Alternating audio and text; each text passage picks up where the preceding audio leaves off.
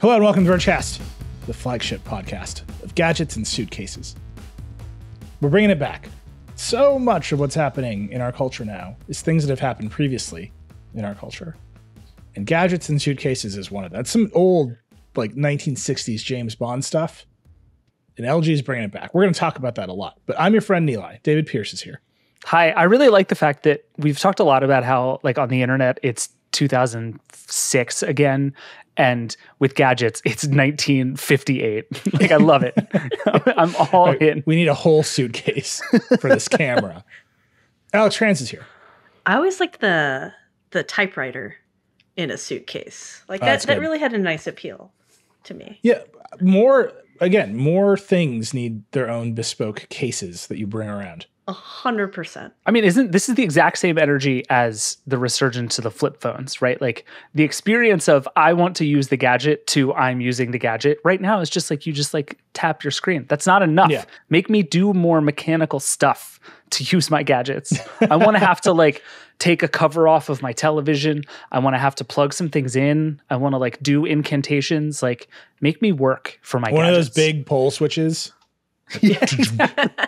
Yeah, I want to have to turn a key while someone else on the other side of the room also turns a key. That's how I want to use computers. This is going to be our new publish process. It's multiple key turns and then a blog post goes out. It's great. That's how you stay fast.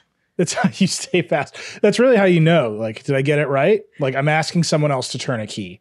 I better have done this correctly. Okay, so it's been one of those weeks where there's lots of little news going on. So there's lots to talk about. There is a TV in a suitcase, which I suspect we're going to talk about at length. There's other bits of gadget news. There's a bunch of streaming news. Trump's DMs have been subpoenaed from Twitter, which is amazing. And we should talk about just encryption in general as a concept. Lots of that stuff. Dan Seifert's going to join us for the second segment. This week was the 25th anniversary of the iMac. We had a big package about that. Lots to talk about there. And then, of course, we are pretty certain that there will be a new iPhone in September. So I'll talk about that with Dan a little bit. What's coming. It seems like the camera bump, shocker, getting bigger on the iPhone this year. It just hasn't gone the other way in quite some time. There is one big thing happening in the world of tech and media that several of you have asked us to talk about. I've gotten some tweets. I've gotten some emails. I've gotten some Instagram threads. And it's what's happening at Linus Tech Tips, big YouTube channel run by Linus Sebastian. We are reporting on it. We have a story on it. Alex wrote that story. The basics are fairly simple. And then what has happened is ever more complex. So Gamers Nexus did a video calling out some inaccuracies in Linus Tech Tips testing policies, a controversy with a GPU cooling block that ended up at an auction and probably shouldn't have. This spiraled into a lot of craziness around that channel. They released a video saying they were going to pause production for a week, that they'd gotten too sloppy, that they were running too hard. And now there are some allegations of sexual harassment in their workplace. That's a lot. From my perspective as editor-in-chief of The Verge, our contribution to this, insofar as we're going to contribute to it, is to do reporting, is to make journalism. That's what we do here. So we're not going to overly comment or do analysis on that situation or have opinions about it. At this moment, we're going to do some reporting and figure out some real facts. That's what we're good at here. In particular, we're good at reporting on creators, and we're pretty good at understanding the dynamics of tech creators, right? They sit right next to us. We watch them very carefully. We have lots of relationships with them, but we are not that thing. We are not in platform dynamics in that way. We are journalists over here. So we're just going to maintain some of that distance so we can put some reporting into the situation. I think that's important. That's where we're going to be for a minute. The one thing I will say, it has nothing to do with this situation specifically or that channel or that company specifically, is that this pattern in media repeats pretty often. So when we were all baby bloggers, we were like, screw the big newspapers. This is the beginning of my career in the mid 2000s. Was a bunch of bloggers being like, the institutional newspapers and magazines are garbage. We're going to undo them. We don't need all their process and all their dumb ethic. I did it. I was there. And now we have The Verge, and it's hard fought over a decade later. And we have a huge ethics policy, and Our disclosures on this podcast, we do them so often that they're like a joke, and we're like transparent about our reporting standards, and we have a background policy. And if you look at it, you're like, oh shit, like we just recapitulated all of the things of traditional media, because the pressure on us as we got bigger and bigger was that we needed that stuff. And yes, we got to reinvent it. And yes, we got yelled at a bunch along the way about not having some of it. But it's largely the same as like what happened before. We did it our way, and I think we did it better than some of the ways that had been done before, because I think that's important to try to improve. But we had to do it again. And that was like early vlogging.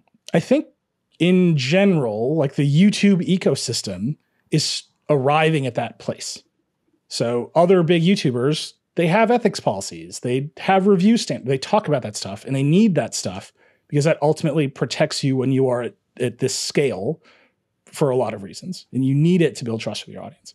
I think that will happen to TikTok again in a really short order. There's a story we quick posted this week in the Times about movie reviewers on TikTok on Movie Talk who insist that they are not critics, and they take money from the studios, and they don't want to do negative reviews, and all that's just the beginning of the cycle, right? They're like, we're not these old fuddy-duddy movie critics. We're something new. And eventually they're gonna not be new. Like it's time. I was like, that's what Harry Knowles said. Right. And like 1999 when he launched his movie site, right? Like we see this over and over and over again. There's a new medium. And everybody goes into like, you have new access, like, right? There's different gatekeepers. And so you're like, okay, I'm going to go go do the cool things in this medium and not do it like all the other people who've done it in other mediums before me. And then you kind of discover that actually some of that stuff makes sense. Yeah, and your there's desire a reason they do it. Yep, your desire for access can corrupt you in like very specific ways that are repeatable and understandable and predictable. Your need to have the audience like you, especially on an algorithmic platform, very predictable at this point. Like the pressures are the same, and they lead to the same outcomes. And in particular, the algorithmic platforms, YouTube, Twitter, Instagram, whatever, they kind of destabilize groups from working together. They are very individualistic. So like there is not, if you look at YouTube, Dave and I were talking about this today, if you look at YouTube, big media brands are not successful on YouTube that can band together and say, these are our standards and we will enforce them. Like generally that is not the case on YouTube. Generally that is not the case on Instagram. It is all individuals. So individuals run into these problems like over and over again at scale. And then disaster strikes. Well, so, and that confluence you just described, I think, is the thing that is new, right? Like, I think what we were all going through, in the early mid-aughts in the sort of blogging revolution was like, it was about sort of teams and websites or whatever. And then the next thing that happened was very much the like individual creator. And there's this thing that happens to people over and over and over on these platforms. You get big enough that you literally just hit the ceiling of what you can do alone. And so these folks are building out and they're building big staffs. And what you do is you end up sort of exporting your own self onto other people as you try to build a business because your audience is connected to you, like as a person. And scaling that is really challenging. And I think we've seen a lot of folks in a lot of different ways run into trouble with like, how do I make this thing bigger than me when in fact it is all about me? And that just becomes messy in so many ways that I think no one or very few have like really neatly figured out over time. Yeah. And I think it's also just unreasonable to say to an individual creator, like uphold the standards and practices of the AP. Right, while running at the speed of every single platform that exists on the internet, which is required for you to do in order to continue to be successful in your business. Like it's just not possible. Yeah, and I think that's just very challenging. This thing I said at the very beginning, like what we can contribute here is some journalism. I mean that, and we have the opportunity to do it because we are under no pressure from the algorithm to get views about this today. Like we just aren't, and that's something that we fought hard for. That's why I care about our website so much, right? We want to be apart from these platforms so we can report on them in a meaningful way. But I just see this bigger story is the thing that has caught my interest here. Yes, these allegations are serious. And yes, I think we need to report on them and talk to all the principals and We are among the few sites that have statements from some of the principals in Alex's story. I think that's important. But it's because we spend our time insisting on having statements from named principals in our stories. And we get to do that because we run our own little platform. And that cycle of, okay, if I'm totally dependent on YouTube, I have to do whatever YouTube wants me to do as a platform to get views. Like, you can just see how it just spirals out of control, and no one, over and over again, like YouTubers talk about this all the time. And very few people have the opportunity to step out of that and say, look, I need to impose my own principles here. Or I need to borrow some principles from other kinds of media that have done this before, instead of just, it's a raw competition for attention and views on these platforms. So I just see that very clearly, mostly because I lived through it as a baby in a different medium. Like, this has been my experience in media, and we have been lucky to say, we're going to build our thing as a group under the brand of The Verge. And if I'm not here, the Verge will persist because it is a brand that stands for something. And like, we own it. Like, we own our platform. Yes, we are very dependent on other algorithmic traffic sources. Like, yes, I've talked about that at length. But at the end of the day, like, our website is our website, and we get to choose what goes on it and not really overthink it. And like, that's the distance that I think is important, that enables us to do journalism. But that is really hard fought. Like, at no point is that not on my mind. Like, these, Alex and David, like, no, like, this is what I think about all day long. And that's what we're going to bring to this story. Like, I don't want to overdo this conversation. I just see that pattern repeating, and it's at one stage for YouTube and it's another stage for TikTok. And it's just going to keep happening as new media emerges. All right. So on that note, there is some YouTube news this week, which is kind of fascinating. YouTube is a platform in a really interesting space, right? There's YouTube Shorts, and they're kind of adding some TikTok-y features. And then there's YouTube TV. And I guarantee you, with this coming football season, YouTube TV is going to be the thing that they talk about and promote and think about more than anything, which is wild because it's a cable bundle. It is and it isn't, right? So I've been talking to YouTube about this for forever. And the thing that is true about YouTube is it has all of the pieces of everything on its platform, right? Like, every single entertainment thing you can imagine exists somewhere inside of YouTube. And the thing YouTube has never successfully done is put all those pieces together, right? Like, you look at YouTube Music and it's like, okay, you have a library of music. You also have every live performance ever. You have this incredible library of covers that people do. You have all this fan-made stuff. Like, how are you not figuring out how to give me every imaginable Taylor Swift thing all in one place? I'm serious. Like, no platform has more of that than YouTube, and it has never successfully stitched all of it together. And I think what it's trying to do with football is very much the same thing, right? So they paid what we've heard and reported was $2 billion a year for NFL Sunday Ticket. Huge amount of money. There's, I would say, very little chance that that is going to be like a strictly very profitable thing for YouTube, especially in the early days. But what they're trying to do is figure out, okay, how do we use that to essentially sell you a cable bundle, which, like you said, is deeply hilarious. And we should talk more about the fact that everything is just a cable bundle again. But they're also trying to figure out how to make it YouTube, right? Like, one of the things YouTube announced this week is that they're adding a bunch of features to Sunday Ticket. They're going to have live chat and polls inside a game, which to me sounds like just like a waking nightmare. Like, watching football while a million internet strangers like yell about football sounds awful. That's what Twitter used to be for, but I don't know, whatever. And they added a thing where there's now going to be a live set of shorts showing real-time highlights from every game on Sunday, which is like technically really weird and complicated, and I have lots of questions, but is a really interesting idea. And they're doing all this stuff with creators that they're not really talking about yet, but basically what it seems like is YouTube creators are going to have kind of unlimited access to a huge amount of football content, which is going to be really interesting and is the kind of thing that creators have not had easy access to before. So there's this thing where YouTube is like, okay, we have football, like, boil it all the way down, right? Like, we have football plays that happen on a field. What are like all of the YouTube-y things we can do with them? Which I just think is like the most interesting question in the universe. And I think YouTube like has barely any idea of all of the answers that there are to that. But it's going to be super interesting to like see how all of that shakes out. the creator side is the most interesting thing because there's no lack of football plays on YouTube right now.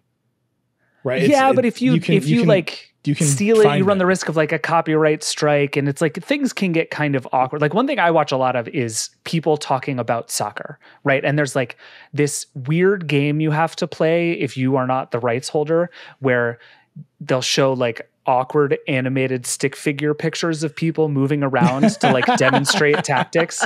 Or there's one guy who does a great thing where it's like an overhead shot of what looks like the old Microsoft Surface, where he'll like move little things around on the screen. And people do these sort of clever hacks to get around the fact that they can't actually just use the game. The highlights. Yeah. And what the NFL is now doing is saying all of these people who want to make things about football, like, here, have the game. And you've been able to watch highlights before, but you've never been able to like use them in the way that like you can use music. And I think that is big. That's a good comparison to music, right? Like all the social platforms, apart from Twitter, we can talk about that briefly, but all the social platforms basically have blanket licenses to the music catalogs. And then creators can use them, and there's content ID and blah, blah, blah. And the rights holders get paid when you use music on YouTube. I'm skipping over an awful lot of complexity, but that's how that's supposed to work. Yeah, more or less. Whereas sports leagues have not issued these sort of blanket licenses. So this is like the first time with a major league in a huge setting that this has been enabled. I'm sort of curious how it works. Like, I am too. Are they going to do content ID for football play? Like, I just don't know the answer to that question. YouTube is not super explained all of that. There's a lot left to do, and I get the sense there's a lot they haven't quite figured out yet, and I think are probably going to spend this first season figuring out. But like that's very much the road they're heading down, and I think it's really interesting. Why can't you just use the clips and comment on them? Because like with movies and film, like movies and TV shows, you can just be like, here it is.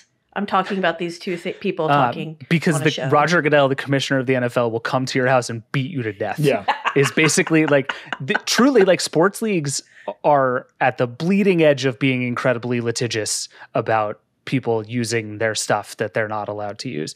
And the leagues have gotten more permissive over time, I would say, because they've realized that having things on, House of Highlights on Instagram and on the various accounts on different social media platforms is actually a good marketing thing. The NBA has been way out in front of this. They were like, oh, you want to like show cool highlights and make more people watch basketball? Terrific. Knock yourself out. The NFL has been kind of all the way on the other end of that spectrum, where the NFL has been super, super, super protective of all of that stuff over the years. And even it has loosened up a little, but like it's the most valuable video that exists in the world in like a very real way. And they've always been super protective of it. Yeah. And it's funny because they were going to sign this deal with Apple, and Apple was like, we want to do cool broadcast ideas for our VR headset. And they said no, because they don't know how that's going to work. They don't know where the money will come from. And they ended up with YouTube. That's like, we're going to use your clips across YouTube. And presumably when creators use these clips, the NFL will get money, right? The same way that the labels get money when you use music on YouTube or TikTok. And I think the NFL just like deeply understands that. Right? Like, but why is automated licensing revenue? We understand that. Weird VR headset idea. Give us 35 years, like 100% the split that is happening there. Yeah, they're still stuck on, would you like to watch this game on your phone? Like we're not nearly at VR yet. I guess I was just like confused why it's not considered fair use to just do sports videos. So it is, right? Your problem is, fair use is complicated. You need to add some value. Okay. That's basically it. The standard is transformative fair use. You need to make something new out of a clip. So yes, if you are sitting there doing like deep analysis, Dan Orlovsky and like analysis of a play that he does on ESPN, and you're like using like several short seconds to like show a difference, and you're like in it, you can do that. And for example, our sister site SB Nation, go to Secret Base on YouTube. They are doing this all over the place, and it is great. And that is fair use. It's classic fair use, like inside fair use. If you're just a creator being like, look at this cool play, you kind of have to fight your way through it.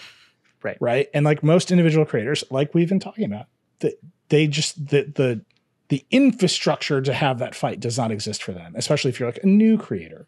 So YouTube content ID and like the platform, like they don't want to have this fight at scale with the sports leagues who might all become lucrative partners in the future. So they just clamp down on it. And you just kind of like see that back and forth dynamic happen all over the place.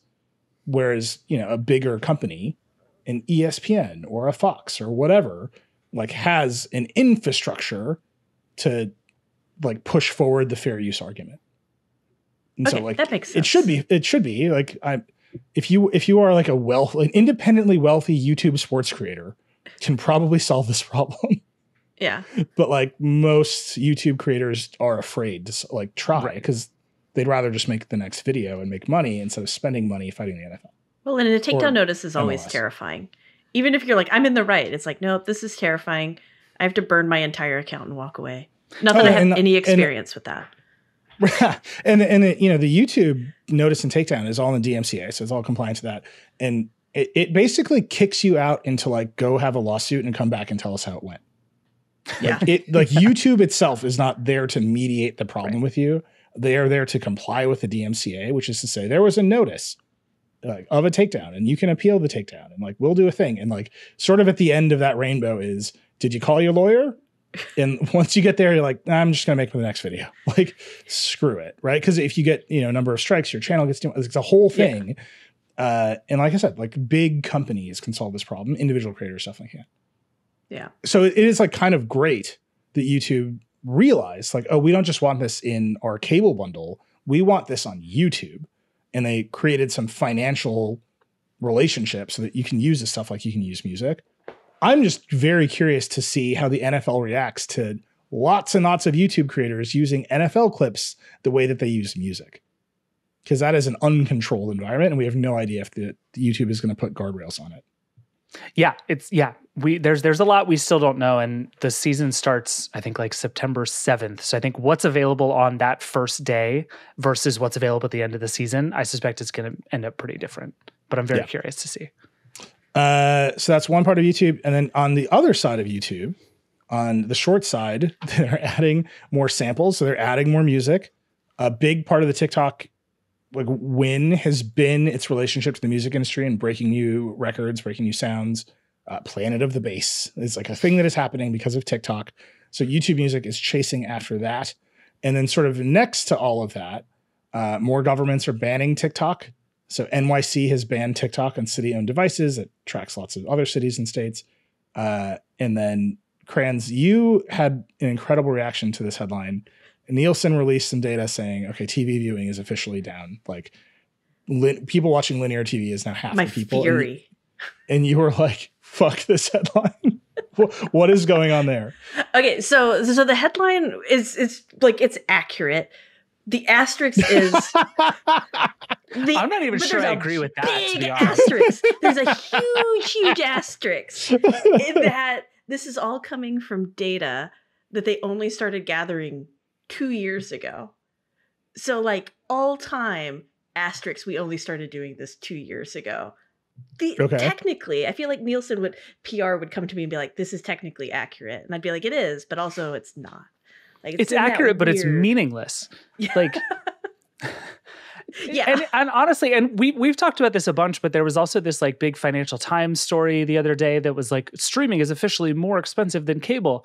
And it's like, well, okay, sure. If you have this gigantic list of streaming services, and if you have this made up promotional price for cable that no one actually has, sure, streaming is more expensive than cable. Congratulations. But we're at this point where like, to me, all of this has proven, and this like goes along with what a lot of people in the strike have been talking about with data transparency and stuff. Nobody knows anything. We don't know that Nielsen is the best thing we have and was reasonably good when most people watched all of their television sitting on their couch in front of their television. Even then it was a mess, but it was good enough.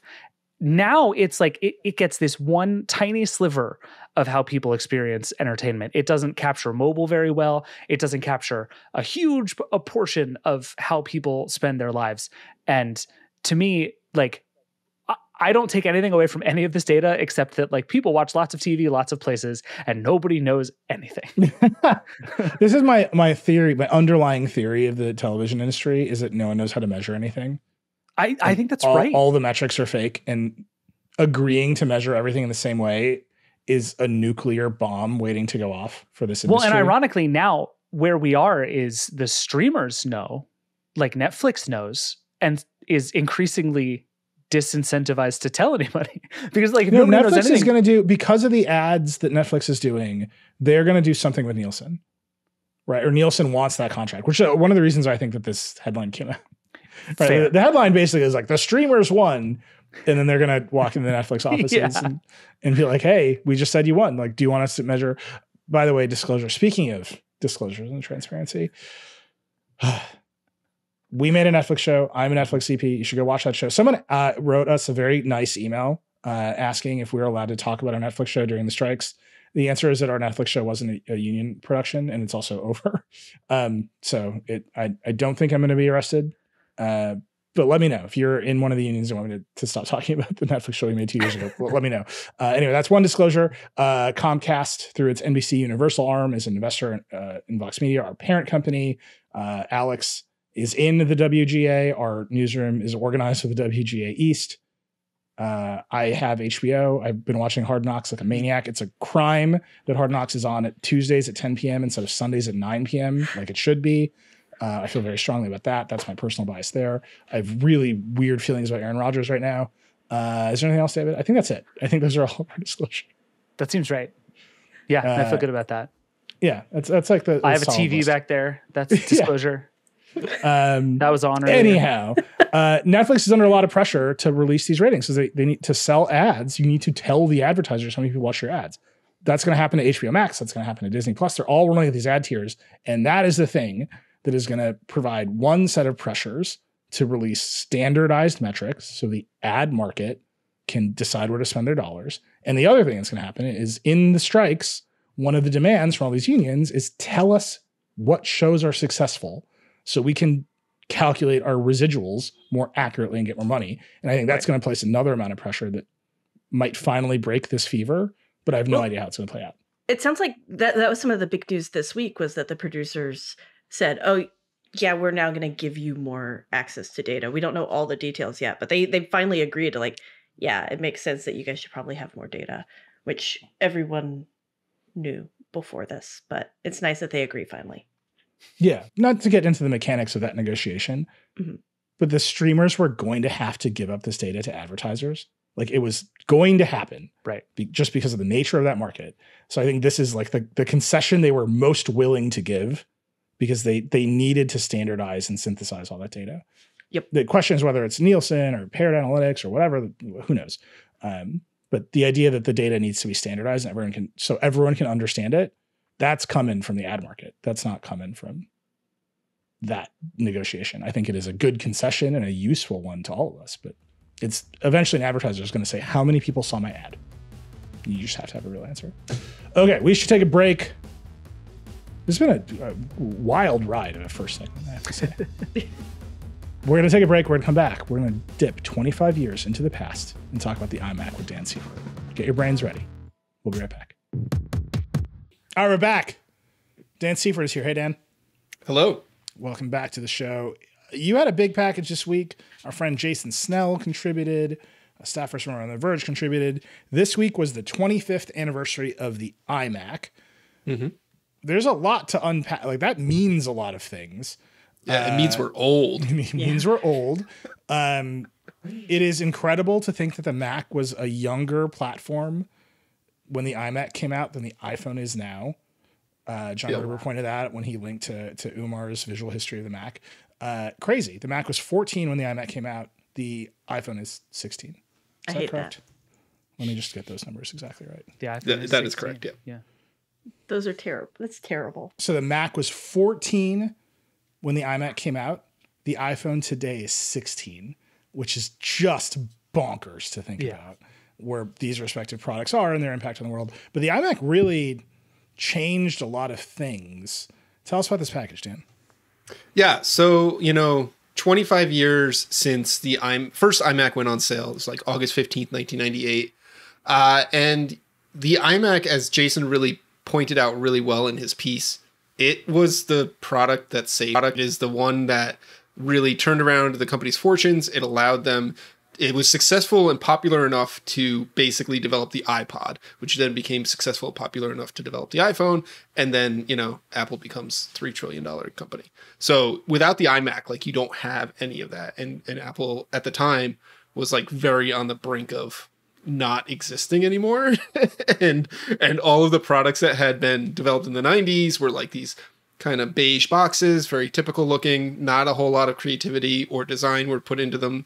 But then when Jobs came back and teamed up with Ive and they brought out the iMac and just kind of like changed everything in terms of like the perspective of what a home or a consumer electronic in your home could look like. It had this like radical design. It was a thing that was like people looked at it and they wanted it. Whereas if you looked at a PC at the time, you looked at it to maybe want to use it and like do things on it, but you didn't want the object itself. It was just a box. Whereas the iMac was an object. And then that design was so influential. It not only permeated throughout Apple's lineup, influencing the design of what the software looked like on Macs and then further on down the line, but it also made translucent plastic products really popular at the turn of the century, all the way down to the infamous George Foreman grill that looks like an iMac. So, I had never seen that before until this package became a thing, and I'm now obsessed with this translucent George Foreman. It's fantastic. It is the thing I want most in the world. If anyone listening wants to buy me one, do not buy a used George Foreman grill.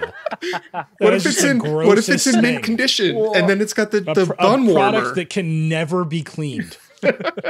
No one has ever perfectly cleaned a George Foreman grill. It cannot be done. I clean ours constantly, and it's just fully disgusting. But the thing you have today in 2023 a George Foreman grill? I am reasonably confident that the George Foreman grill I have is older than both me and my wife. It was like my wife's grandma's, and it just somehow was in our house. I don't know how it got here. Switch this segment to George Foreman grills. I use it all the time. It's great. No. What do you use it for? Are you making like stuffed burgers like George Foreman? Yeah, constantly. No, it's like I'm just saying if you have leftover chicken breast and some cold bread and you want to throw it on the Foreman grill for 90 seconds and eat lunch. It's a panini. It's your panini magic. press. Yeah. No, but back to the iMac. Listen, David's recipe blog is another story for another day. That's going to be a success. Talk about getting the views. Put some cold chicken on a 30-year-old George Foreman. I want to hear the story about how your wife's grandmother grew up Will we live building or die today with at the George lunchtime Foreman with grill. David Pierce? Do you know those things that just end up in your house? You're like, I didn't buy this. I never asked for this. I just have this now. That's the Foreman grill in my house. Like it's George Foreman himself might have brought it to our house for all I know. Like I sincerely don't know. But the thing about the iMac that most blew my mind, Dan, was like reading Jason's piece, the full like YOLO energy of this thing from Apple in 1998, where they're just like, oh, you want a floppy disk? Screw you, USB. You want a thing that looks like a computer? No, here's this weird Pixar looking piece of nonsense. There's just like, you just get this vibe from Apple that I kind of love, where they're like, look, we know if this doesn't work, we're screwed, and realistically we're probably screwed anyway. So like, here's the weirdest thing we can think of. Do you like it? It's got a handle. And people did. Yeah, exactly. Well, so I was talking about this on Instagram Threads with a few people. People keep saying they want a desktop version of Instagram Threads. This is like the thing everyone says. We say it. Mark Zuckerberg is replying to Jay Peters saying it's coming soon because we say it a lot. That's a real thing that happened this week. What they mean is a web version, right? Yeah. The desktop application default that most people think about is a web app, especially for a platform like Instagram Threads. No one is out here asking for a native Windows 32. No one is out here asking for a native I would like 32 a native app, Instagram Threads application. Yeah, but that's like a very small. It's just like not the thing people are asking. If Instagram's response was you can run the iPhone app on your Mac using Apple Silicon, some nerds would be very happy, and most people are like, what the hell is this? I just want to run it in my browser. Yeah. And Apple in particular with the iMac, that was the moment that began. Yep. Right. Until that computer desktop applications on computers were one, generally not connected, right? The web was just starting. That was the Wintel monopoly, the height of the Wintel monopoly. Even like AMD in that moment was not like a serious competitor to Intel. So you had Win32 and you had Intel, and that was the application environment for 99% of everything. And the Mac was this like rump platform that Microsoft sort of openly talked about supporting so they wouldn't be a monopoly. Like they're like, as long as we have this competitor, we won't get sued by the Justice Department. Little did they know. This is a lot. Like, and in that moment, Apple basically said there's this idea of a network computer. And the original vision was like a $500 terminal with just a web browser, which we have finally gotten to with like Chrome boxes. But that was like sort of the genesis. And it got bigger because they couldn't really build it then. But no floppy drive was so you could send files. Radical idea at the time. There were like entire issues of Macworld that were like, how will we survive? I think that was like Walt Mossberg's one criticism of it in his review. Yeah. Was like, no floppy disk. This is bullshit. But in the Walt way. Importantly, the reason that it was a viable product to sell to people was that they were like, you can just plug it into the internet and use the web, which is the thing you want. You don't want Microsoft Word running on an Intel processor on Windows. You want a web browser that can bring you all this cool web stuff. And if not for the web and web standards, this computer is a gargantuan flop, right? It looked cool as hell. It dropped all the bullshit. You only really had to plug in, 2 wires? Like, that was a very famous commercial. Like, you plug it in and there's no step 3, Jeff Goldblum, like that whole thing. It signed you up for internet access through an ISP, and then you could just like run a web browser on it. And if and now we're just 25 years later, people are like, I want a desktop version of Instagram threads, and they mean a web app. And there's just a straight line from that idea to this idea that I think we often underestimate. Like, that's the revolution. The phone is very important. It just came it's just the last piece of that puzzle. The first one was, we can sell a computer that basically runs a web browser. However, like, if we do a good job of that, we can become the Apple that we are today. Which is why like the Johnny Ive thing became so important, right? Like they timed giving a new crap about design perfectly. Because like I think Jason has this line in his piece that's like, on the internet, nobody knew you were using a Mac. And I love that because it's true. And it's like, you could just buy the computer that looked cool and was blue and had a handle. And all the stuff you wanted to do on the internet, you could still do. And it was like the Apple being a hardware company worked for it in a sort of unique way in that moment because it had no ecosystem play. It was like, all we can do is build a cool thing and hope that people want to use it because we don't have any other moves. Yeah. The PowerPC G3. Have you heard of it? It's we're gonna walk away from this as fast as we can. And all that stuff is really hard for them. Like I think we underestimate how Apple's very good at processor transitions. Now we take it for granted. They're like, we're gonna run the Macs on Apple Silicon, and we're like, oh, you're good at this. In that moment, right? They were stuck on the G3 architecture. They were stuck with the iMac launched with OS 9, which if you, I am old. That was not a good sweet. What are you talking about? This is an operating system. Your text. You could.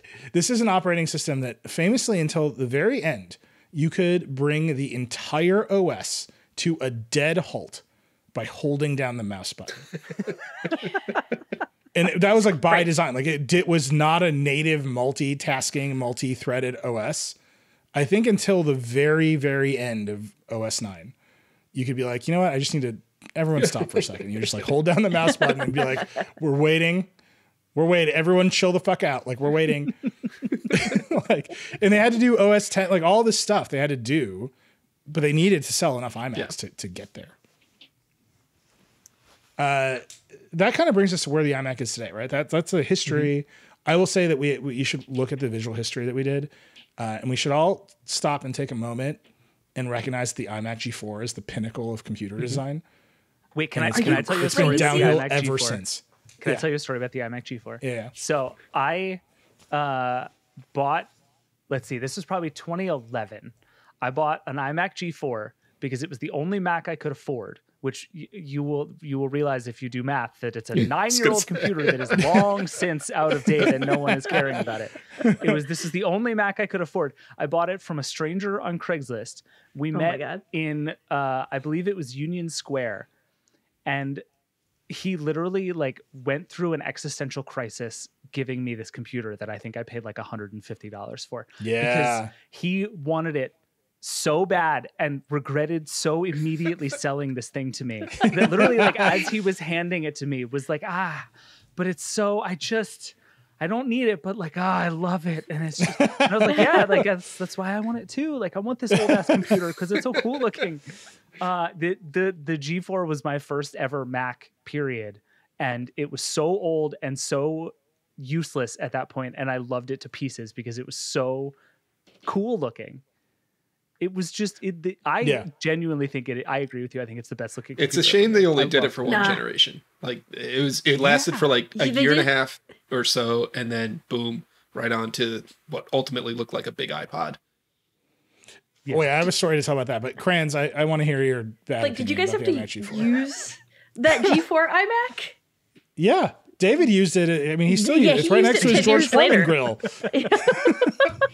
But did you use it at the time? Because it was not great. Like, I don't know. The G3 was just, there was something much more charming about the G3 iMacs. Like the big CRTs. Well, I think the G3 was almost like cartoon-like. And then the G4 was a much more serious, this is the future. Wait, no, hold on. We gotta get this timeline right. There's the original iMac, which is Bondi Blue. Yep. Then there was the rainbow ones.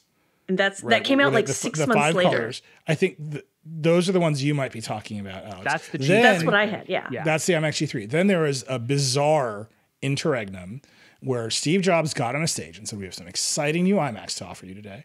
And everyone thought he was going to do a flat panel iMac. And he was like, these motherfuckers are called Dalmatian and Flower Power. Yeah. What? Literally, people were like, they were so ugly. What are you talking about? And that was like the last gasp of that shape. Go look at a blue Dalmatian iMac. It's beautiful. They cannot be found. Like Apple went across the world and country, collected them all, and was like, "You memory hole this." Steve Jobs famously walked off of stage when he announced those things after sensing the vibe in the room and said it should have been fucking ready. And what he meant was the flat panel iMac should have been ready. Yeah. This is a real thing. You can go look this up. I just Googled this and I'm looking at these for the first time in my life. And first of all, everyone should do this and look at these because these are incredible. And what these look like to me is if somebody took a normal iMac and then like, you know, those really awful like $1.99 skins you can buy on your phone. Yeah. That like from Amazon that you just like apply to the back of your phone and they don't quite stick right. And it's very clear that somebody just like took a picture of a picture of a picture of a wallpaper and then put it on. That's what this looks like to me. They are nuts. We had them in my computer lab, an actual product in college, and they are nuts. Like they're just. So I was going to say, I was in college around the same time, and I had to do IT, so I had to like work on everybody's computers. That's what my piece on the iMac is about. Is this why we vibe? Because we were both like college IT people. Yeah, we were both like. I don't think we've ever really talked about this, but I've known it in my heart for quite some time. Yeah, it's why. That's why we always judge David. He was in high school being like, oh boy. Jesus, where did that just come from? Damn, man. That's just like David took a shot. I was out just like partying and getting laid. Sorry, guys. We had computers to talk about. We were having a great time out there. But you could tell, like... Dan's suspiciously quiet on what he was doing. I was an IT person in high school. There we go. We were the cool kids. I had a high school job as a PC tech for a local hospital. I think it's very obvious that this group of people was nerds in high school. Alex, continue your story. And David. But no, you could tell like basically how much people's parents spent on them for school based on which generation of iMac they had. So if somebody comes in with a Bondi Blue, you're like, ooh. You got the hand-me-down, huh? They had like the Blueberry or something. You're like, okay. And then they had that Dalmatian one. You were like, wow. You're loaded. This is a straight class system based on iMac colors that you have imposed on your customers in the college IT shop. There was like a middle period that we haven't talked about, like the iMac DV where the shells got clear. That was all cool. But I'm saying that was the last version. And then this is the thing I wanted to say about the G4. This is when it was a Steve Jobs moment unlike any other, where they released the iMac G4 and he was like, everyone else solves this flat panel computer problem by putting the computer behind the display. And he did the thing. He like put up a bad version of that drawing. And he was like, this isn't the right idea. We made it a sunflower. And the thing was on the cover of Time magazine. I think it was a Stephen Levy piece on the cover of Time magazine. And Jobs and Johnny Ive told an entire story in Time magazine about how they were trying to solve this problem of where the computer should go with the flat panel. And they were walking and they saw a sunflower and the birds sang, and Johnny looked at Steve and Steve looked at Johnny, and they were like, we did it. And then 18 months later, like, we put the computer behind the display. That's what passionately in front of sunflower. But it's like they sold that thing so completely until they were ready to do it the right way. And then they dropped it like a stone. Yeah. They're like, we actually solved the problem. And here's the thing you've always wanted. And it has been that thing ever since. And just that thing where they so completely bought into the solution they had at the minute until they were ready to do it the way they wanted. And then they never talked about it again. It was dead to the world. Like, no company can do that now. Like, even Apple basically cannot do that anymore, right? There are too many installed devices. There are too many old things to support. They're like all this stuff to be like, for 18 months, we talked about sunflowers. Never remember that again. Erase the sunflowers from your brain. Now it's a white piece of a white rectangle, and that's the future of the iMac. To me, it's like in the history of the iMac, that moment is more about Apple's culture than anything else. And it's sort of like unremarked upon because they successfully memory hold the iMac G4. But it was that shift that I was like, oh, they are ruthless. Like, they are ruthless about getting to the right answer as fast as they can and not talking about everything they did in the past. To this day, like, you think about a car company, Ford's like, we made another Bronco. Like, it looks like the old Bronco. Like, here's yet another Mustang. Like, most companies are very excited to trade on their past in a way that Apple, like, maybe a little bit more recently. But you will note, Apple said nothing about 25 years of the iMac. Yeah. They had two opportunities to say it this year. The announcement in May, and then the in-store in August, which is when we timed our package. But yeah, not a peep. Yeah. And I think it's all of that Apple culture is pinpointed in that moment where literally this computer was on the cover of Time magazine. And then 18 months later, they're like, here's the white one you wanted. And like, that was it. Like, the end. We have this other piece here. It's really about the future of the Mac, right? Like, where does it go now? It's in a weird spot. Yeah. So Monica wrote a really great piece on, nowadays Apple's Mac business is 75 or 80% laptops. And then the rest is like really niche computers. The Mac Studio, the Mac Mini, and then there's the iMac, which was updated in spring 2021 with the M1 chip. It's got that new design, and it's basically just been parked for like 2.5 years now. We've got M2 chips in other laptops or other Mac computers. It's not in the iMac for whatever reason. But like, the iMac has been this kind of thing that just kind of ebbs and flows for the past decade or so. Like, Apple will release an update and then ignore it for like 4 years. And then we get an iMac Pro, and then it gets ignored for 4 years. And then we get a new M1 iMac, and then it gets ignored for however many years. So Monica's takeaway was ultimately that, like, Apple isn't ditching the iMac or getting rid of the iMac. That's just kind of the place that the iMac sits in today's Apple is just much less prominent and less influential than it was 2 decades ago, or certainly 2.5 decades ago. So it's just like a different product. What's interesting to me is that the original iMac that we talked about and all the generations after that were basically, save for the iMac Pro, pitched as consumer products and consumer computers. And the current iMac is still kind of pitched as that consumer computer, whereas the other Mac desktops are really pitched towards professional, creative, niche use cases. But Apple doesn't really talk about the iMac all that often outside of its like initial launch when they showed yellow iMacs in kitchens. which is a very odd place to put an iMac. So it especially that it doesn't have a touch. Doesn't have a touch screen. Yeah, no, you need your touchpad, your kitchens, trackpad, and keyboard in addition to your iMac in your kitchen. Can I run a theory by you guys that I think is right, but have no actual data for, just lots of anecdotal evidence? I would bet that people keep iMacs longer than any other single Apple product.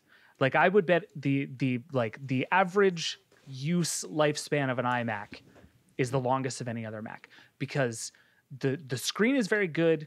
The thing works relatively well. You're not going to notice when the battery starts to give out, which is often the first thing that goes in a lot of laptops. And the like inertia of upgrading is so big because it's just the whole thing. Yeah. If I have a desktop, if I like want to upgrade the Mac Mini I'm sitting here with, I can keep everything else I have and just slot in a new Mac Mini. Upgrading your iMac is like upgrading your whole office all at once. And also, like you said, Dan, these are consumer things that people are like, this is like the familiest computer that Apple has, right? And I think if you have like a 2011 iMac that's just like sitting in your den, the like leap to upgrade that is huge. And the reasons to upgrade that when it's like a pretty good screen and the only thing that's really wrong with it 12 years later is that it's like pretty slow. My guess would be that like the average lifespan of one of those things is just absolutely off the charts. And if I'm Apple, I'm looking at that and saying, well, I'm going to sell people a computer they're going to upgrade once every 11 years. I'd rather sell them a MacBook. Yeah, you know what people do with their MacBook Airs? They drop them. I also straight like they spill things on them. Well, I think the battery part of this is the big, like, that's a big part of this, is because those batteries go and you can't replace them on newer laptops and stuff. So it's just like you're foolhardy. Whereas your iMac can go forever. I think somebody on this call might be recording with like an ancient iMac. I'm looking at it right now. It's a 2015 27-inch iMac. I will say that And you're name another gadget you own that is 8 years old. The cameras are coming up on that. The D7500 coming up on that. But that's like an emotional, like, I should upgrade that camera. Like, I take a lot of shit from this team for slotting that camera. But it's never done me wrong. Old man still got it. This computer I basically use for this. I run one web app on it. I run Riverside to do this show, and it's this setup, and everything plugs into it, and it's fine. It is radically overspec. So our studio, Vox Media Studios, was upgrading their computers many years ago, and they were just going to recycle this. And I was like, I'm taking it. Because we're just like sitting on the curb. And I was like, can I just, I don't know. And they're like, don't tell anyone. Now I told everyone. So it goes. But it has, the key is it has 32 gigs of RAM. And this is like the key to longevity of every computer, in my opinion, is like, it has massively more RAM than it needed in its time. And that means it stays forever, which is why I tell everybody who buys a Mac now that 8 gigs of RAM is not enough. Like, that to me is more of the evidence of Apple's planned obsolescence than anything else, is 8 gigs of soldered RAM. Like, no. No, don't do that. And it's just weird. And I think, David, you're right. The iMac sits in a lot of places. My parents have an ancient one. They refer to it as the mainframe. It's very good. Yeah. And they go to it when they want to do anything serious, like logging into the bank.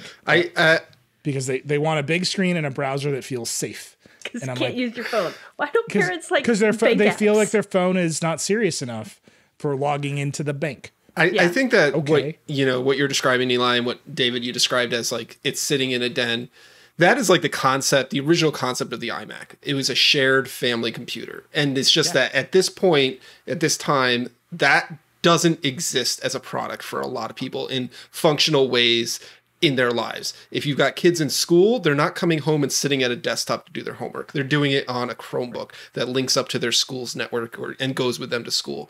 Or they have their own personal devices, an iPad or an iPhone or whatever smartphone. The shared concept of a family computer is like not something that really fits into the modern day life. Whereas the other desktops in Apple's lineup, the Mac Mini, the Mac Studio, etc., they have like purposes that fit into people's lives as like devices that they work on all day. But the iMac as the family thing doesn't really exist anymore.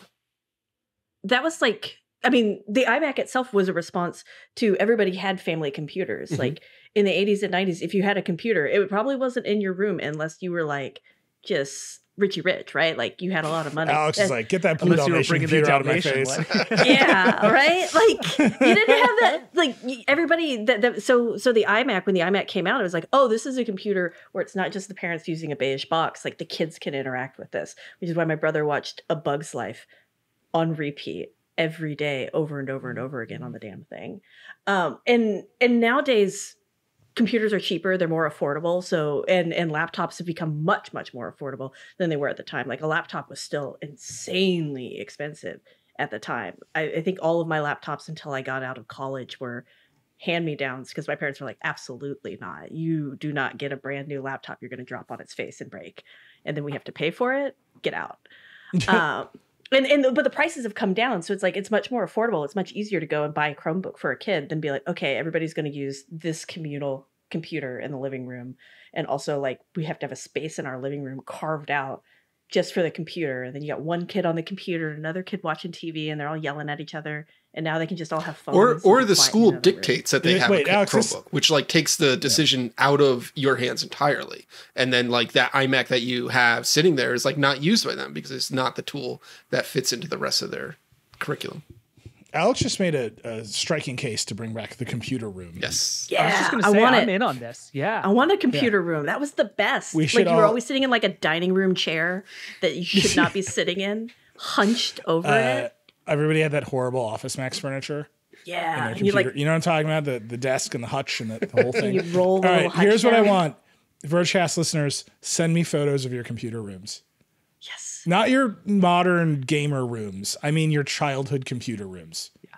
If you have such a photo, I just want to look at them. And maybe we'll run like a thing about computer rooms. Who knows? If they're good enough. Again, I do not want your weird gamer den with your LED lightings and your Wi-Fi's. I want your 486 tower with a turbo button with Encarta open on a CRT. Hell Like yeah. That's poorly the room I'm looking exposed for. photo. Yeah, you know shot of, exactly like- what I'm talking about. Yeah. Show me where you came from. I had a I mean gateway with the cow logo. Those are the days. Yeah. Yeah, give me your origin story in a photo of your computer room. All right, we've talked about the iMac quite a bit. There is an Apple event coming up. We're assuming in September for iPhones. That's a pretty solid guess given the decade plus of iPhones coming out in September. iOS 17 betas are out. Dan, any thoughts here? They keep moving the end call button, which seems to be driving people wild. I think, other than that, I think iOS 17 is going to be, for a lot of people, and we've kind of said this in our preview coverage already, that it's going to be a pretty small update across a lot of things. And some people are really going to appreciate little things like interactive widgets. I was going to say my one quibble with the characterization of small update is that every app developer that exists on the internet will not shut up about how excited they are about interactive widgets. It's going to get full crazy with and maybe widgets. maybe it'll just be more exciting when it launches and those app developers can actually put out their work. But right now, if you've been using the Whatever, beta, Dan, you're going to check off a to-do on the home screen of your it's gonna be iPhone, great. and you're going to freak it's out. gonna be so gonna great. be At the grocery store, checking off to-dos on my widget, like I could have been doing on Android since 2010. Coming. But yeah, I mean, other than that, it's going to be the 17th version of iOS. It's like, what are we expecting to change here? I'm excited because the autocorrect situation is bad. It has, now that people have pointed out so consistently to us, it has gotten worse in a way that is impossible to measure. But it's definitely worse, and I'm vibes are looking off. forward to this update. Yeah, The give vibes me are your bad. LLM powered autocorrect. Like, I'll take it. Anything has to be better than this. It's weird, right? If you guys noticed, it's gotten worse. No, everybody judges me. They always know when I'm on my phone because there's always at least one horrible, confusing typo that like Apple was just like, no, I got you. I'm going to change this word. It totally makes sense. I'm like, no, it doesn't. It's a terrible context. My theory is that Apple is just trying to push us towards that humane AI pin. You're like, what if you don't use this computer? What if you just talk to your hand instead? Just, hey guys, what's up? I have thoughts By the about way, the show we're watching. The humane AI pin, this is totally random. They announced this week that they're going to launch or do something in October on the day of an eclipse. That's what I got for you. They put out a video. You should watch the video. They call out our friend Sam Sheffer in the video. That always makes me smile. It's like the only time they all light up is when they talk to Sam. Sam's not even in the video. He's behind the camera. And they're like, Sam, and they all smile, and that just made me happy. But they're like, a momentous day is coming when the sun will be blacked out forever, and then you will talk to your hand. And it's like, okay. So sometime in October, they're going to release this pin, and we can all see what's up. The talk to the hand, like puns, we just got to get those out of our systems. Or I guess it's probably just me. I just got to get that out of my system until that's announced. I did the post about Pornhub MindGeek suing a restaurant in New York City called Donor House. It's a kebab restaurant. And I was like, don't make the joke, please. And everyone in the comments made the joke. You just let other people do it. Like, it's right there. It's like, okay, I'm going to resist. Like, I'm do just it for begging me. you. And everyone's like, here it is. We said it. It's fine. Okay, we got to take a break. We're going to come back and do a lightning round with Dan. We'll be right back. We're back. It's lightning round time. There's a lot going on in this lightning round. It's so much good stuff. And some like sad stuff, mainly good stuff. There's also an email where the subject line is HDMI disgusts me. Which is just we found our perfect. Yeah. I was like, they get us. They get us. I use this line that I ruthlessly stole from Casey Newton all the time, which is anybody can get traffic, but it's impossible to get an audience. And it's like, oh, we have an audience. Like that. You have to trust us to send us that subject line. That's a relationship. And I appreciate you. Sal, it was from Sal. Anyway, his point is that DisplayPort is superior to HDMI because of a piece in Hackaday. Hackaday, by the way, I personally have a long history with. There's a long intertwining of Hackaday and Engadget back in the day. We'll link the Hackaday piece about DisplayPort being better, but HDMI disgusting. Sal ends his email by saying, I feel like I've been red-pilled by DisplayPort, which is unbelievable. The Matrix it's very 5, good. It's about Look, DisplayPort is packet-based, and I understand the point. Fine. Okay, lightning round. Cranz, you've got the best one. Take us yeah. Are you ever like having a dinner party with your friends outside and you're like, I really want to watch some TV. So you get your little suitcase out of the closet and you put it out and you watch your TV because it's in the suitcase. And then later you're like, oh man, I'm going camping with the buddies. I need to watch TV on my camping trip. So you bring your little suitcase with you.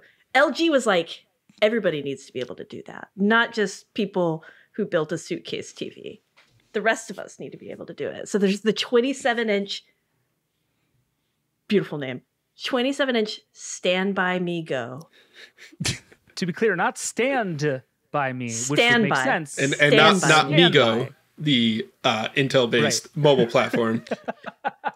I'm going to Stand By Me Migo. Like, I refuse to break it out into in multiple words. It's beautiful. It can last 3 hours on a charge, so you can get through one of the Lord of the Rings movies. There's so much room for it's a suitcase. But it's a 27-inch screen, Nilay. It's huge. It's a big display. You guys, I have a revolutionary idea. Make the suitcase bigger. Give me more screen and more battery in a bigger suitcase. My It's a very 16-inch MacBook Pro with an M1 Pro chip has a bigger battery life than 11-inch smaller But screen. does it have a sweet hinge? My favorite part of this. It's just the pixels, but it can run an M1 chip. Well, it runs WebOS, which is probably the reason it only gets 3 hours. My favorite part of LG's promotional images of this is there's two young, very fashionable, hip people sitting by a pool, and the guy is using the TV to skip a track on the world's largest music widget because it's 27 inches in size to just go to the next track. And then they didn't pay for any licensing. So the song is song title by artist name. It's a bop. By the way, this is what I was going to call out to. Perfect call out from Dan. If you're in your car, pull over now. The link is in the show notes. Go look at this picture. When marketing agencies come up with briefs for products, they're like, here's what we want people to feel. Here's how we're going to execute it. I want to know what they wanted you to feel.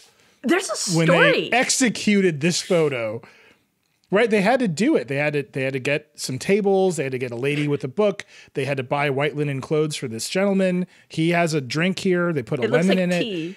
They opened the suitcase. They were like, they instructed him to be pointing at the next track button in what looks like a clone of Apple Music, but is not Apple Music. All of that happened. Like a series of decisions happened with intent, and I'm just dying to know. Like, I don't believe this TV is a touchscreen. I think it is actually, because It is a touchscreen? in other points about this TV, one, it can rotate 90 degrees, so you can watch TikToks on it. Oh, it is a touchscreen. It has table yes, mode. and then you it's a could play touchscreen. chess on it with the touchscreen, as they show in other photos. And All right, well, let's. it's got Dolby Vision. It's got Dolby Atmos It's with 1080p 4 speakers. Dolby Vision. Oh, it's gonna be like you're gonna watch your half hour of a show because you probably forgot to charge it, so you've only got 30 minutes of time, and you're gonna watch your 30 minutes of The Nanny. And it also has to get bright enough so you can actually see it outside. So it's got to run at like 1200 nits. It has an outdoor picture mode, which acknowledges the fact that you are out in the world. Like, Nilay, if we're just going to go down the road of like, how are we marketing this thing? The idea that they are giving is you're going to bring this thing, you're going to put it in the trunk of your car, you're going to go camping. You're going to open up the trunk of your car, you're going to open up the suitcase, you're going to swivel up the screen, turn it on, and you're going to put on a video of a, quote, cozy crackling fireplace while you're out camping. Is that not what you do when you camp? You don't put the iPad out? If you Like, watch we their could make YouTube, a fire, and you say, "What do you mean? I've already made a fire." And you just pull the Just screen put it in out, the wood. and that's it. I just want to point out, if you watch their video, they are all sitting around an outdoor dining table, and she opens the suitcase and opens the screen, showing the fire. And then makes you watch a YouTube video. It's all very good. This TV is great. Say, It's "I have made fire $1,000 every time." It's amazing. Every single person on our staff wants to buy this TV. Yeah. I don't It's only know why. $1,000. That's the wrong way to think about money. It's only $1,000. Many, like an iPhone is $1,000. Every outdoor dinner party is just transformed But if you with this $1,000 But if you device. pre-order it, you get a free X-Boom 360 speaker, which is $250. Yes. So really, it's like the TV is free. Wait, Yeah. Basically, yeah.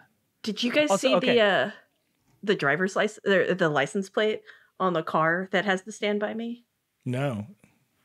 It's good. It's an LG. Okay, good.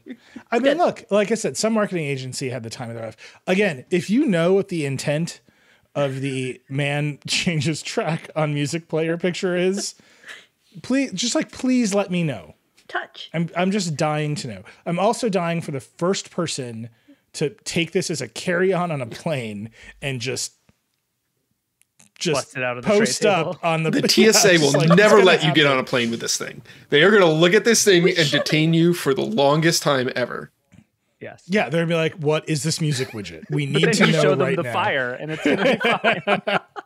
All right, Dan, what's your? I'm going to plug myself. I reviewed the 3 Galaxy Tab S9 tablets today on the site. And I'm just going to say it. Android tablets are interesting this year. Yeah, Really? they're back, baby. Finally. Android tablets. It's a year of Android tablets. When you say they're back, They never left. do you mean that they are back in a way that is competitive with the iPad, or back in the sense that someone is releasing them? I would say that they are actually pretty interesting and good. The interesting part about it is Samsung's been releasing high-end Android tablets that have been pretty decent for a few years now, but it's been only Samsung. And now there's like actual competition within the Android space. You could buy a Pixel tablet, or you could buy a OnePlus tablet, or you could buy a Lenovo tablet or something like that. Samsung still makes the best ones, but it also makes like the most expensive ones. So there's like actual variety. There's different ideas happening. There's different experimentation. The software's gotten a lot better. There are actual ecosystems that have been built out. If you're a Samsung phone owner, it makes a lot of sense to use a Samsung tablet because it works together in the way that an iPhone works with an iPad. So Wait, Dan, aren't you a Samsung I phone am. owner?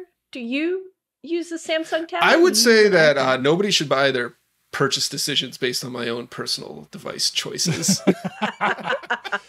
Tracks. Because you will be entering regret. I've seen Dan use Dex. I use Dex. Like Dex is fascinating and like surprisingly capable at this point. It used to be a hot mess, but I think I wrote this entire piece on Dex. And I spent quite a few days actually working on Dex to like test the tablets and stuff. And it's, pretty Dex good. is good now. I spent a decade going to meetings with Samsung being like, Dex exists, right? What if you did anything to it? And they were like, meh, it's Dex. It's like a thing we put in slides, but no one actually uses. And now they've like made it into a thing. You can actually like have multiple windows in a way that isn't bad. It feels like what a concept. It feels like Stage Manager if you took all the binders off of Stage Manager, all the restrictions off of Stage Manager, and you did the thing that you want to do with Windows on a screen. That's what Dex is. If you made Stage Manager good. Dan, I'm just looking at your scores. Yeah. I'm just evaluating. So you are a commenter on the website. Yes. I am the people. So you gave the Tab S9 an 8, which is fair, although 16 by 10 is... Yeah, that's my main complaint with the S9 is 16 by 10 is still a little blah. And then the S9 Ultra, which is the one that like, the YouTubers just waved around in TikToks and be like, look at this. And I got it. I was like, yep, look at that. But you gave that one a 6 because it's gigantic and ridiculous. And $1,200. It's more expensive than the suitcase TV too. That's true. Well, it has a processor. Yeah, it does anything. Outrageously priced. And then the S9 Plus, you gave a 6, and this one just like I don't even like looking at it. I feel like there's required to be one tablet in every lineup that just makes no sense and no one should buy it. Yeah, in a vacuum, the S9 Plus is great. It's got a great screen, great performance. It's got all the benefits that the others have. It's too big to like comfortably use for tablet stuff. And then it's like, if you are going to buy it for productivity, just buy the Ultra because that gives you the space to really be productive in a way that the Plus doesn't. For $200 more, you can have the one that people go, whoa. Right. I mean, that's this product. Like you look at an S9 Ultra, you're like, holy shit. That's a thing that exists. You look at the S9 Plus and you're like, well, I'm going to buy an iPad. Like that's that product. It's like, this is the one that is the most head on with an iPad. The bezels are big. I would say that the bezels are not that big. Maybe they look that way in the photo. They look you know what it is? huge. It's because that photo is a photo of a video in 16 by 9. So it's making it look bigger. But if you look at the side, you can see the bezels on the side. They're not that big. So if you watch the vast majority of TV today, it'll look like it has huge. Yeah, I mean that's on an iPad this too. is great on an iPad. Yeah, no problem. iPads are like 4.3 movies. Wait, that's my favorite. Okay, this is my defense of 4.3. 4.3 is the God's chosen aspect ratio for portable computers. Our Lord and Savior 4.3. I would say it's 16:9 and 16:10 screens are horrible. 16:10 is the worst of all worlds. Right, because you watch a movie, you still get the weird letterboxing, and then you try to do any work or hold it, God forbid, in portrait, and you're like, well, I'm just a guy with a rectangle. Everyone look at me. That's what I think. An iPad, like 4.3 is like you make one compromise on watching video. You make one compromise, and everything else is great. 16:9, you make one compromise, which is useful for which is that it's useless for anything but watching video. Oh my God, the thing is enormous, Dan. See that? Good Lord. That's a thing. It's a platter. This is the Ultra, so it's 14. We have not spent enough time on the show. Look, the audience has grown. We've added a second episode. We got to do an entire episode that's just like there's one correct aspect ratio. Yeah. No, you're wrong. The correct aspect ratio is 3:2 on laptops. That's it. There's no other good answer. 4.3, you just said the only compromise with 4.3 is watching video, which is the main thing most people do all the time. Remember when Macs were good except the keyboard sucked? Like it turns out the keyboards are pretty important. Samsung's credit, these devices are phenomenal for watching video. Like the screens are tremendous, the sound is tremendous. Like these are entertainment machines. it's just personally, if I'm going to spend $1,200 on a device, I'm going to want to do more than just watch a movie once a week or whatever on it. And so like, I do want to get more. When do we get like a 2.39 aspect ratio in a tablet? Like that Toshiba laptop like that had the 21:9 screen? Like I want to feel like I'm watching a movie in the 60s on Cinerama. Like I just want it. Wow. Christopher Nolan was like, I made a laptop. You're not going to believe how wide it is. That's all I want. All right, David, what's your pick? Mine's quick. It's I've been following all this Google SGE AI search stuff for a while, and Google this week in the guise of like relatively minor feature update rolled out a thing where you can now use SGE as you look at web pages, and it will summarize them for you, and you can like interact with web pages through Google's AI. And it's like, that's not a small thing. That's like an enormous leap in Google making Chrome like the AI hub of the internet, which is messy and weird and complicated and fascinating. And they're also putting more AI stuff in the sidebar of Chrome. So it's like very quietly, AI is coming like front and center to the entire web browsing experience through Google. And like you talk about kind of AI all the way down, like we're going to get to the point where Google's AI is summarizing AI generated web pages that you found through Google's AI powered search. And it's just all going to get real weird.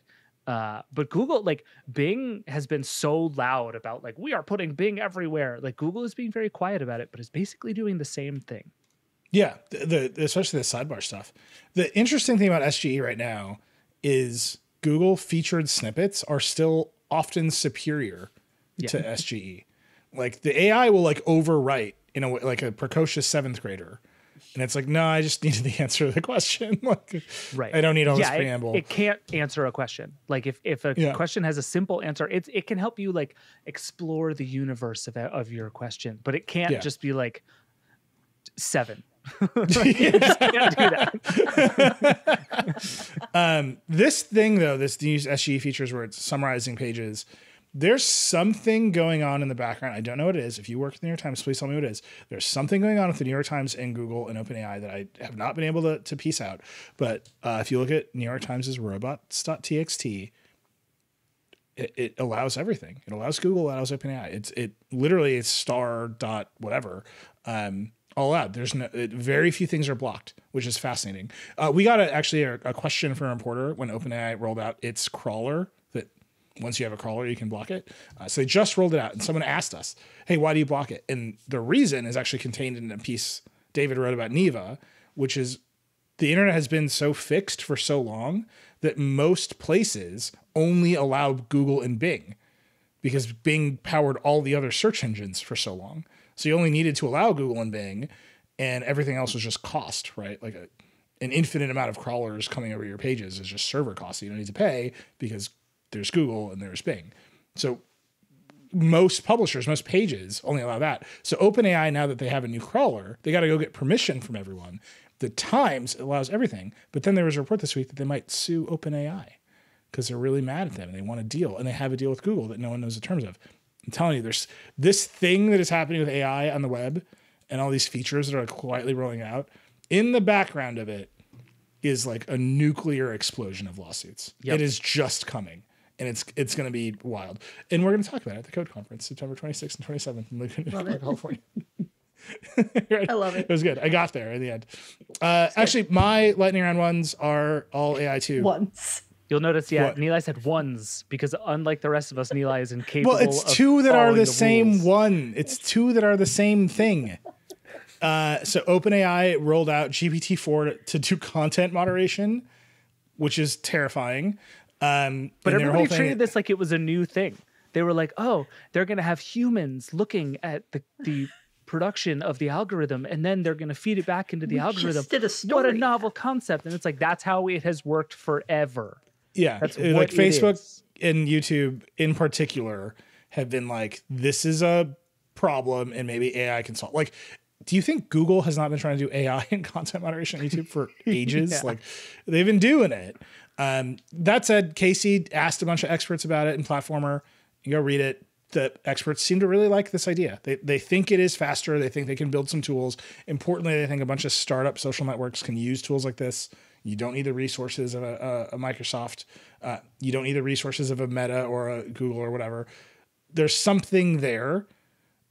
Importantly, if you go to Europe and all these other places, they have laws in the books now that say you have to be able to explain your content moderation decisions. And it's not clear if GPT-4 can do that. So it can't. Or they got to build it. I mean, yeah, I was like, it can't yet. Yeah, part of what they said they're doing is part of the process is asking the model to explain itself. And as we've seen, like the more recursive you get with these LLMs, the weirder and worse they all get. But it's an interesting road to go down. And I think you're right. Like even if all this does is get everybody to like you can plug and play C+ content moderation, like that's already a huge win for the internet. Yeah. Are we gonna? And then have there's the go ahead. Are we gonna have a point where the content moderation, like where they ask the Chat GPT to explain itself, and we're gonna have to talk about how it just claimed that it was like a unicorn that longs for death? Like, I don't know. Like I think we'll see. I mean the flip side of this, which right we're talking about putting a robot in a position to censor content, is an Iowa school district. There are book bans across this country right now. This is a real problem.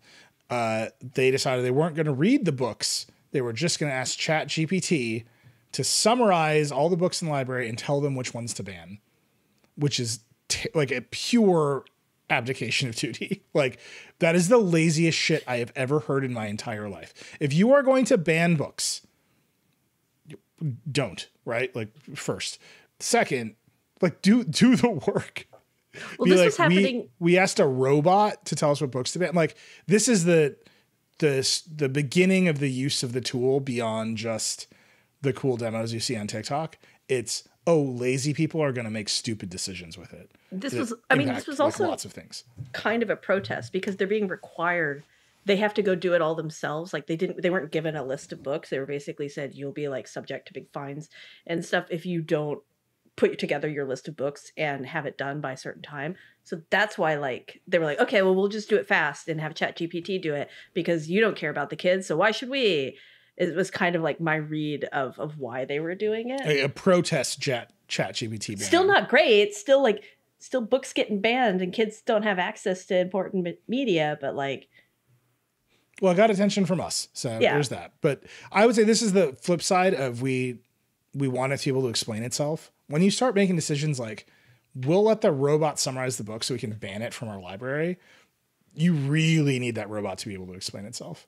Yeah. And so that's why I said it's two things that are kind of the same thing. Like, we're going to put it in charge of speech on the internet.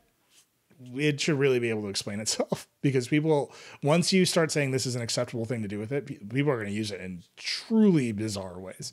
Last two things. We mentioned this briefly at the top of the show. The special counsel, Jack Smith, has obtained Trump's DMs from Twitter. We won't go into it except to say this is why we are constantly banging on about encryption.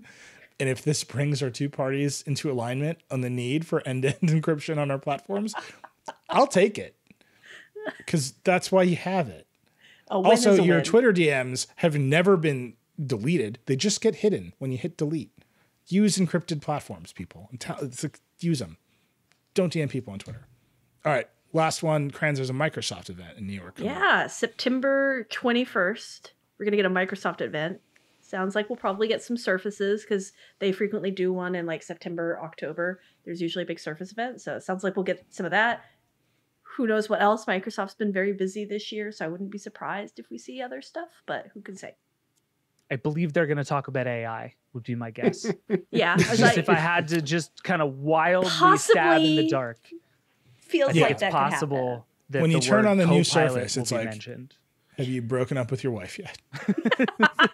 I'm here for you. Yeah. I'm Cortana. Speaking of Microsoft AI, Code Conference, September 26th, 27th, Microsoft CTO Kevin Scott. Definitely going to talk about AI. September, by the way, is going to be nuts. It's getting wild. We assume there's going to be an Apple event the second week of September. There's going to be an Amazon event on the 20th. This is going to be on the 21st. Code is then Meta Connect, I believe, is at the end of September. Like it's going to be full crazy. coming It's gonna back. be Like fun. for all Yeah. the Vergecast listeners who are like, oh, talk about more gadgets. Oh, it's coming, y'all. It is coming. Yeah. These August Vergecasts were just like, here's a grab bag of cool stuff to talk. No. Dead focus. Yeah. It's coming. It is Get ready for it. 4-hour Don't you worry. episodes. All right. Speaking of which, everyone go get some rest. Pull over in your car, take a nap by the side of the road, and get ready for September. Put the fire on your suitcase TV and take a nap. All right. We got to wrap up. David, you've got a new newsletter called Installer. Tell people about that. Yeah, it's basically just designed to point people towards all the cool things that exist on the internet. We've put out one issue so far. The second one's coming out this weekend. It's been really fun. A lot of people got really mad, which I assume is a sign that it's fun and interesting and things are going well. We're changing up a bunch of stuff, learning new things all the time. theverge.com/installer, and also send me all the cool things. The best thing about this newsletter has been that everybody now tags me in funny things on the internet. It is That's great. awesome. I love it very much. That's great. Go subscribe and install. It is very fun. I will say I will not apologize for not deleting two-factor notifications. The number of people are like, why do you have all these unreads? I'm like, they're like 5-year-old two-factor notification. I typed in the code already. And they're like, go delete it. I'm like, I'm not using my time that way. You can come over to my house and blow an hour deleting old notifications. iOS 17 is here No. to save you, Nilay. It will delete And them it's true, automatically. that feature's coming out. It's going to be beautiful. I cannot wait. The number of emails I get where I'm like, yep, I saw that subject line and I refuse to take. If the phone could just read my mind, that it's like, your order is ready is not a thing that I need to take any further You need like action Superman's on. laser eyes and just like blast them as you look at the email. Yeah, just That's to what- be able to squint at the phone. That's what Humane's gonna do. Don't worry. You just tell your hand, like, I got it. Delete all the bad emails. All right, that's it. That's a Vergecast. Send us photos of your computer rooms. I'm dying to see the good ones, not your modern garbage ones. They're probably great. Actually, Don't take it with a digital camera. In a If couple it was weeks, we'll taken. ask for those too. Yeah, but I'm looking for, that tone of wood that was sold in the Office Mac. That I want that. All right, we love you. That's the Vergecast. Rock and roll.